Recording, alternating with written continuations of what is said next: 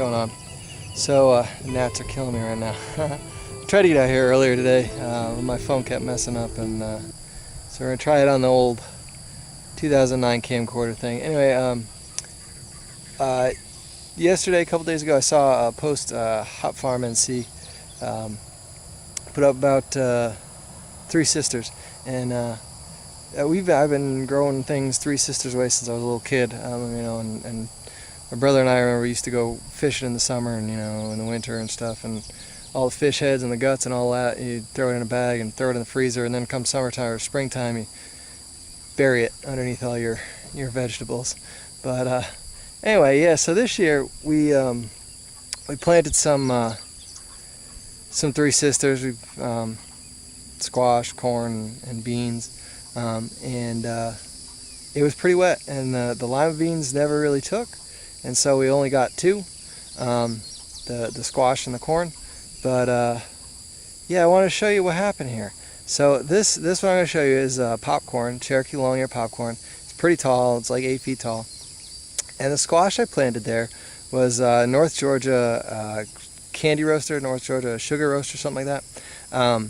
Anyway, it's C maxima, so it's big. That's like the Hubbard squash. That's your big 10, 15, 20 pound squash. And so that's what we were growing. And unfortunately, we let it climb kind of up the corn. Alright, so here, this is some of it. You can see it's ripe, it's getting orange, got some green on the end. Lots of them in here, good 10 pounds. This guy, you can see the pink zip tie there. That's one that I hand pollinated, and we will be saving him for seed, along with a couple other ones in here that I've marked off. Anyway, there's our popcorn, right? You can see it's kind of tall. As I come around,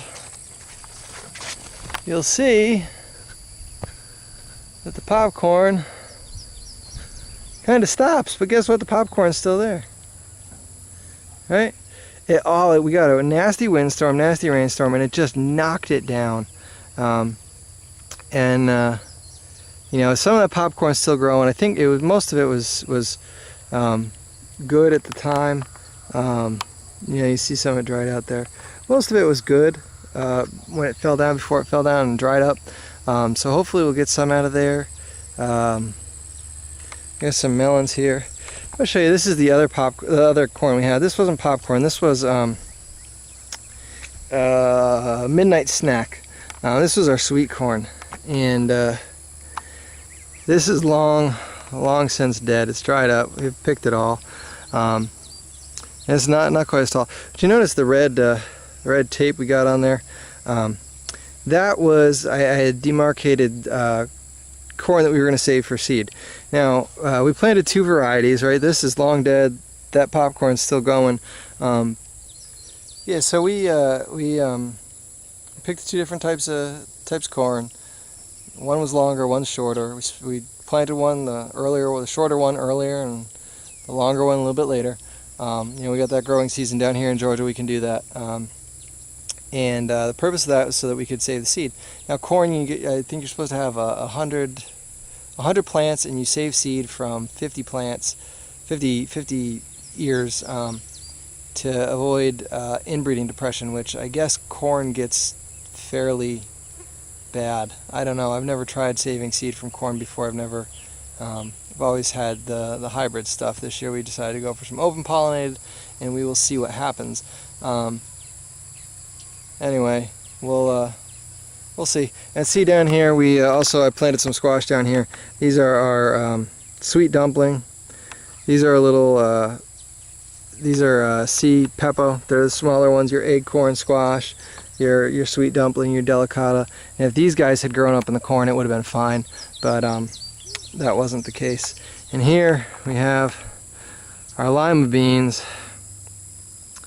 They were supposed to be growing on the corn, but they ended up not growing on the corn. And some of them, again, it was a really hard year getting them to germinate, but they did go. And there's a story behind them, Potawatomi limas, and I will tell you one day, but today's not the day. Ha! All right, thanks for checking this out. I appreciate it.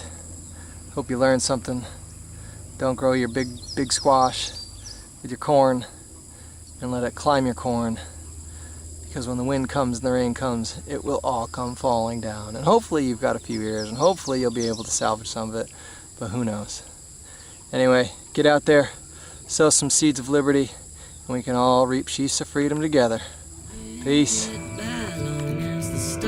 Still shine till the heavens climb down from their homes in the skies. We don't need no one else around, long as it's your footprints next to mine laying down.